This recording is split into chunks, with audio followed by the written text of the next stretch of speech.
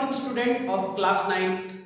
In the last class, we have done the exercise 4.2 of the chapter number 4, that is the linear equation in two variables. So in that class, we have learned about the exercise 4.2, how to find the solution of the equations, right? So if you have any query about that, you can comment and you can ask me in the doubt session, right? हम doubt session भी करने वाले हैं और उसमें जो भी आपको डाउट्स होंगे वो आप मुझे पूछ सकते हैं, राइट? आज हम करने वाले हैं next exercise, that is the 4.3, which is about the graph of the linear equation. How to draw the graph of the linear equation in the two variable, and for that today we will take the question number 1 of the exercise 4.3. What is the question?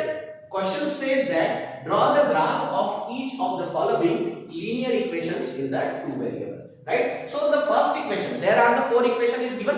So I am taking the example of the first equation to explain you, right? What is the equation? X plus y is equal to 4, right? So here we have the two variable and we have to find the coordinates first, and then we will put that coordinate into the Cartesian plane, which is the graph which is already drawn here, right? यहाँ पर मैंने आपके लिए graph भी यहाँ पर draw किया हुआ है, and then we will find the coordinates, right? अब हम यहाँ पर coordinate find करने जा रहे हैं, तो coordinate find करने के लिए हमको क्या करना पड़ेगा?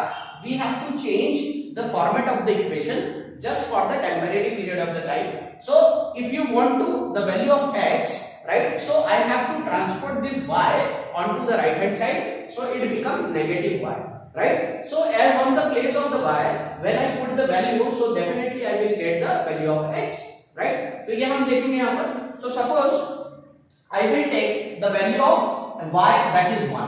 तो जो भी वैल्यू मैं यहाँ पर ले रहा हूँ उसको हम यहाँ पर लिख सकते हैं. So suppose if I take the value of y, that is 1. So if I subtract the 1 from 4, I will get 3. So this 3 that that is the value of x, और उसको मुझे यहाँ पर लिखना पड़ेगा. Similarly, the next value of the y I can take, right? What is the next value? That is suppose I take -1. Suppose यहाँ पर मैं -1 ले लेता हूँ, तो -1 अगर मैं लूंगा तो माइनस माइनस प्लस होगा, so that will be 1 and this is the 4, so 4 plus 1 that is 5. So I will write here the value of x will be 5. तो यहाँ पर जो भी वैल्यू मुझे मिलती जा रही है वो x की वैल्यू है. आप देख रहे हैं यहाँ पर मैंने एरो करके रखा हुआ, so this is the value of x. Suppose if I take the value of y that is 0, अगर मैं वैल्यू इसकी 0 ले लूं तो यहाँ पर क्या हो जाएगा? मुझे मिलने वाली वैल्यू हो जाएगी 4, because 4 minus 0 that is equal to 4, right? तो यहाँ पर मैंने तीन कोऑर्डिनेट निकाल लिए. सो हमारा फर्स्ट कोऑर्डिनेट क्या है? 3,1, राइट? दूसरा कोऑर्डिनेट है 5,-1, right? And the third coordinate is 4,0. At least आपको यहाँ पर 2 या 3 कोऑर्डिनेट फाइंड करने पड़ेंगे ताकि यहाँ पर हमको एक लीनियर ग्राफ जो है वो मिल सके, राइट? तो ये जो 3,1 है, अगर इसको मैं इस कार्टेशियन प्लेन पे प्लॉट करूं तो यहां पर ये जो 3 है that is the value of x and this is the 1, this is the value of y, right? So suppose if I take the 3, so this is the position on the x axis, right? That is the 3. And suppose if I take 1, so I have to find this 1 onto the y axis. This is the y axis, this is the x axis. So if there is the x coordinate, I have to find onto the x axis, and if there is the y coordinate, so I will find onto the y axis. So the value of y axis that is 1. तो यहाँ से मैं 1 ले लूँगा. Suppose I match these points, so I will get a point here. यहाँ पर मुझे 3,1 ये coordinates यहाँ पर लिखने होंगे. तो ये मैंने पहला coordinate यहाँ पर सेट कर दिया. This is done. Now I will take 5,-1, right? So 5 I can find here. This is the position of the 5. And suppose I want to take -1, so you can see -1 which is lying onto the y axis. तो यहाँ पर अगर मैं इसको match करूंगा तो यहाँ पर मुझे ये पॉइंट मिल जाएगा, right? So this is the coordinate 5,-1. यहाँ पर मैं इसको स्मॉल लेटर्स में यहाँ पर लिख देता हूँ ताकि आपको इजीली समझ में आ जाए. Now I will take the third coordinate that is the 4,0.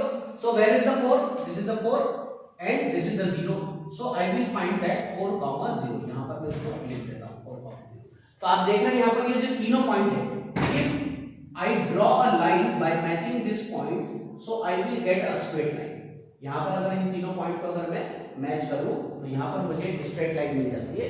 तो ये हमारा क्या हो गया? Linear graph. तो आप हमेशा ध्यान रखेंगे लीनियर इक्वेशन के जो भी ग्राफ होते हैं वो स्ट्रेट लाइन के होते हैं, राइट? तो ये हमारा ग्राफिकल मेथड हो गया.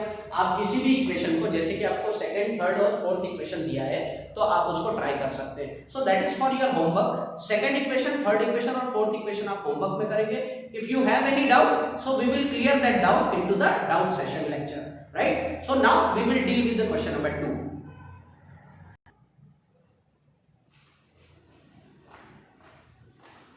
Now students, we will do the question number 2 of the exercise. Give the equations of two lines passing through 2, 40. It means that they have already given us the coordinate of the Cartesian. यानी कि यहाँ पर x की value 2 है and the value of y that is 14. तो उसके लिए हमको ये बताना है ग्राफ पेपर पे पर्टिकुलर इस कोऑर्डिनेट से या पर्टिकुलर इस पॉइंट पे जहां पर 2, 14 लाई करता है ग्राफ पेपर पे, उस पॉइंट से कितनी ऐसी लाइंस है जो पास हो सकती है, राइट? तो पूछा है question, how many more such lines are there and why.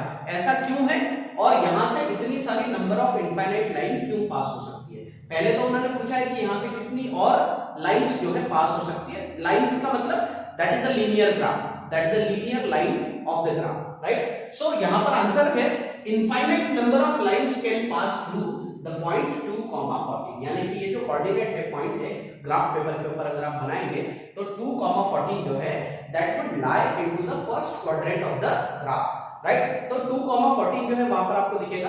तो उस लाइन से, उस पॉइंट से हम कई सारी जो इनफाइनाइट नंबर ऑफ लाइन, यानी कि ऐसी बहुत सारी लाइन होगी जिसको हम काउंट नहीं कर सकते.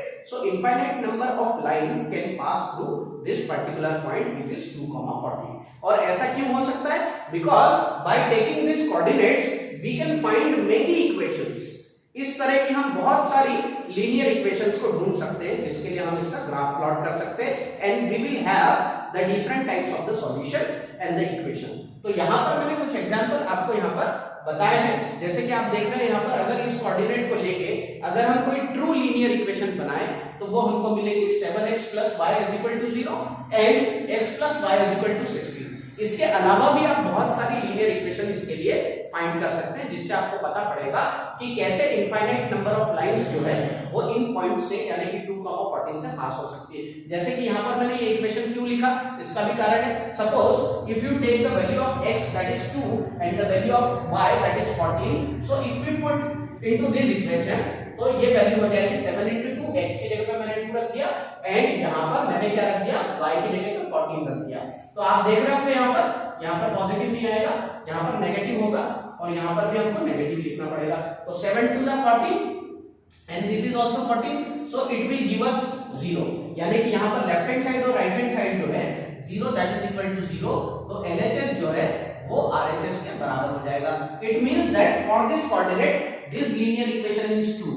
तो ऐसी बहुत सारी इक्वेशंस जो हैं वो आप इसके लिए बना सकते हैं. जैसे एक और इक्वेशन यहाँ पर बनाई है x + y = 16. So suppose I take the value of x is 2 and if the value of 14 which is given that is the 14, so I will get 16. It means that this equation is also true for this solution and this is the reason we can say that infinite number of lines can be passed through this point of the Cartesian plane on the graph paper, right friends? So I hope ये question number 2 आपको बहुत अच्छे तरीके से समझ में आया होगा. आप इसको लिखना चाहें तो लिख सकते हैं. ये दोनों इक्वेशन है, इसके अलावा भी आप दूसरी इक्वेशंस बनाने की ट्राई कर सकते हैं. Now after this question we will do the question number 3.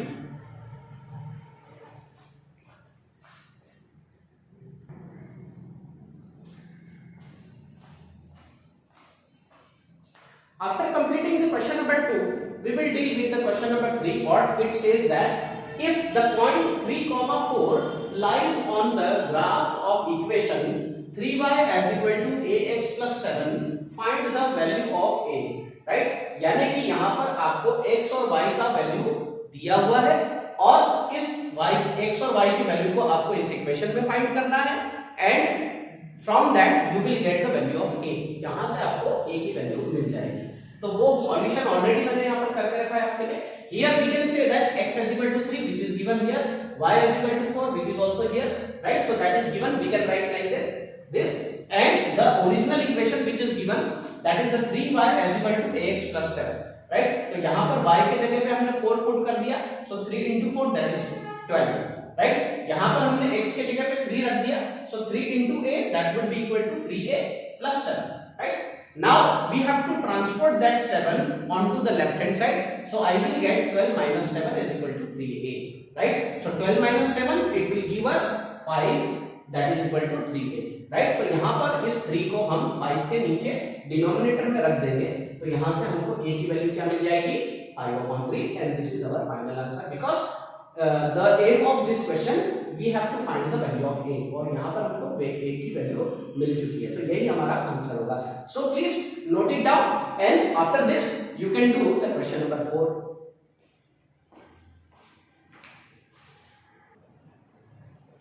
Now friends, we will do the question number 4, right? What is the question number 4? The taxi fare in a city is as follows. यानी इस question में आपको taxi fare के बारे में दिया गया है. जैसे कि मैं आपको एग्जांपल देता हूं कि आप कभी भी जर्नी करते हैं और कोई भी व्हीकल जब हम हायर करते हैं तो उसके कुछ फिक्स चार्ज और उसके कुछ सब्सिक्वेंट किलोमीटर के हिसाब से चार्जेस होते हैं. तो वही कंडीशन इस क्वेश्चन में आपको दी है. तो पहले किलोमीटर के लिए यहाँ पर कोई भी चार्ज जो आपको देना होगा वो फिक्स होगा, राइट? उसके बाद आप जितना किलोमीटर जर्नी करेंगे उसके हिसाब से आपको काउंटिंग करना होगा उसका, राइट? तो क्वेश्चन में क्या कंडीशन दी है पहले इसको समझ लेते हैं, राइट? तो for the first kilometre the fair is ₹8, यानी कि ये जो ₹8 है ये फिक्स है. आपको अगर 10 किलोमीटर जर्नी करना है या आपको 5 किलोमीटर जर्नी करना है या आपको 50 किलोमीटर जर्नी करना है, उसके लिए पहला जो किलोमीटर होगा उसके लिए आपके ₹8 ही होंगे. सो ₹8 को हम यहाँ पर फिक्स चार्ज मान रहे हैं, right? And for the subsequent distance, यानी 1 किलोमीटर क्रॉस करने के बाद आगे की जो भी डिस्टेंस यानी कि सब्सिक्वेंट किलोमीटर्स, वो 5 किलोमीटर भी हो सकता है, वो 10 किलोमीटर भी हो सकता है, वो 50 किलोमीटर भी हो सकता है, it may be anything, right? तो यहां पर उसके लिए जो चार्जेस होंगे for the subsequent kilometre they have given the charge is ₹5. जैसे कि अगर मैं 4 किलोमीटर गया, so I have to multiply 4 into 5, so that would be calculated as ₹20. And if I travel the 50 kilometer, right, so that would be multiplied with the 5, so that would be ₹250, 50 into 5. तो इस तरीके से हमको यहाँ पर करना है, right? तो ये दो कंडीशन आपको समझ में आ गई होगी. So this is our fixed charge and this is the unfixed charge, जो कि किलोमीटर के हिसाब से आपको देना होगा. तो ये दो कंडीशन है. उसके बाद आपको कहा गया है taking the distance covered as x, यानी कि हम मान लेते हैं कि यहाँ पर जो हम टैक्सी से जो जर्नी कर रहे हैं या जो ट्रैवलिंग कर रहे हैं उसमें टोटल किलोमीटर हम कितना जा रहे हैं, x किलोमीटर जर्नी कर रहे हैं, राइट? ये हम मान लेंगे. So this is the distance covered by the taxi, right? And the total fare as ₹1. यहाँ पर अभी हमको नहीं मालूम है कि कितना किलोमीटर हमने जर्नी किया है, हमने उसको x मान लिया है, और यहाँ पर टोटल फेयर जो है उसको हमने y माना है. तो ये दोनों चीजें हमको क्वेश्चन में ही दी हुई हैं. तो यहाँ पर क्वेश्चन में जो डेटा दिया हुआ है उसी को हम यूटिलाइज करके इस क्वेश्चन का आंसर ढूंढेंगे. और इसमें उन्होंने कहा है राइट अ लीनियर इक्वेशन, यानी ये जो कंडीशन दी है इसके लिए हमको एक लीनियर इक्वेशन बनानी है और उस लीनियर इक्वेशन का ग्राफ भी प्रिपेयर करना है. ये दोनों टास्क इसमें हमको करना है. So actually this question is the long answer question. ये क्वेश्चन आपको 4 मार्क में भी पूछा जा सकता है. सो बी कॉन्सेंट्रेट हियर कि इसका सॉल्यूशन कैसे करेंगे. बहुत ही आसान है. तो सबसे पहले सॉल्यूशन में हमको शुरुआत करनी है कि जैसे कि क्वेश्चन में उन्होंने दिया गया है कि total distance covered by the taxi that is x kilometre, तो हम उसी को यहाँ पर मान लेंगे total distance covered by the taxi भी ₹x, राइट? और यहाँ पर टोटल फेयर जो हमने दिया है x किलोमीटर जाने के लिए जो भी हमने टैक्स पे किया होगा, यहाँ पर हमने जो फेयर पे किया होगा वो होगा हमारा ₹y, राइट? तो ये दोनों चीजें हमारे पास ऑलरेडी दी हुई है. Now we will think about the equation, right? According to the question में जो कंडीशन दी है उसके लिए हम यहाँ पर कैसे इसका सॉल्यूशन लिखेंगे. So for the first kilometre ₹8 is fixed fair, यानी कि ये फिक्स्ड चार्ज है, इसको तो हमको काउंट करना ही है.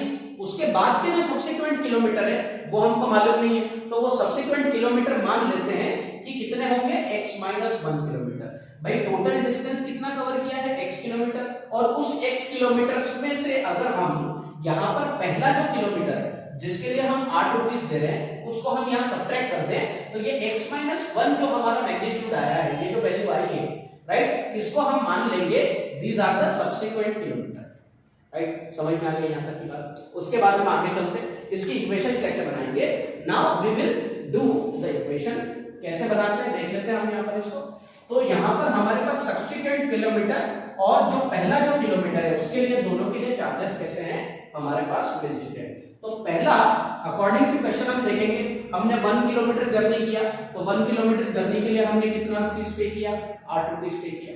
और उसके बाद सब्सिक्वेंट जर्नी जो भी हम कर रहे हैं 10 kilometer 15 kilometer whatever we don't know in the question, right. तो हम यहाँ पर सब्सिक्वेंट किलोमीटर हमारे कितने हैं, x-1 है जो कि हमने यहाँ पर निकाला है ऑलरेडी।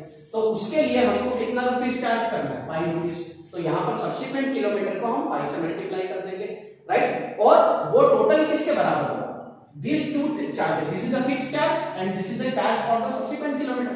दोनों को अगर हम ऐड किए तो हमने यहाँ पर क्वेश्चन में दिया है कि टोटल चार्ज हमने कितना दिया है, 5 रुपीस दिया है। तो इस तरीके से हम इसको इक्वेशन के फॉर्म में लिख देंगे, right. So this is not our answer, इसको हमको आगे भी सॉल्व करना पड़ेगा, right. So 8 plus if we multiply 5 and x, so we will get 5x, and if multiply 5 into -1, so I will get -5, that is equal to y।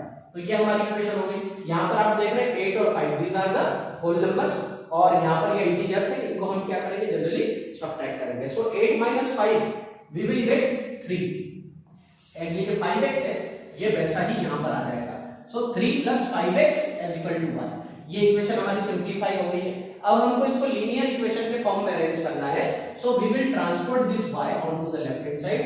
So I will get 5x minus y plus 3 as equal to 0। तो यहाँ पर आप देख रहे हैं मैंने इस equation को ax plus by plus c इस ओरिजिनल फॉर्मेट में, यानी कि जो रियल फॉर्मेट है, जनरल फॉर्मेट लीनियर इक्वेशन का, उस फॉर्म में मैंने इसको लिख दिया है। तो हमारा आंसर ये होगा, right। So this is the linear equation for the given condition into the question, right।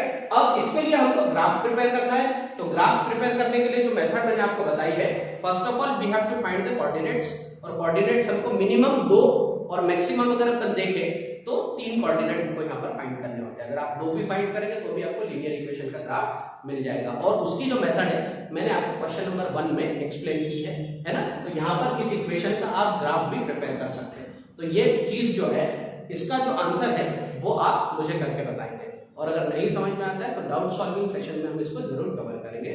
तो ये क्वेश्चन यहाँ पर आपका एंड हो जाता है। ग्राफ पेपर ले लीजिए और इसको जरूर यहाँ पर कीजिए। इसके बाद हम जो क्वेश्चन करने वाले हैं वो होगा question number 6, right. Sorry, question number 5 हम यहाँ पर लेंगे, जिसको हम नेक्स्ट वीडियो सेक्शन में कवर करने वाले हैं, क्योंकि यहाँ पर वीडियो की लेंथ काफी बढ़ जाएगी। इसलिए हम इस एक्सरसाइज के जो आधे क्वेश्चन है, क्वेश्चन नंबर 5, 6, 7, 8, 9 जो है वो हम नेक्स्ट वीडियो में जो है कवर करने वाले हैं। सो आई होप कि यहाँ तक का जो है आपको बहुत अच्छे तरीके से समझ में आएगा। तो हमको कोऑपरेट कीजिए, हमारे साथ बने रहिए, फेयर बुक जरूर बनाइए, ठीक है। और जो भी प्रॉब्लम आ रही है उसको आप नोट करके रखिए, डाउट सॉल्विंग सेशन में उसको करेंगे, right. So thank you very much for watching this video, have a nice day.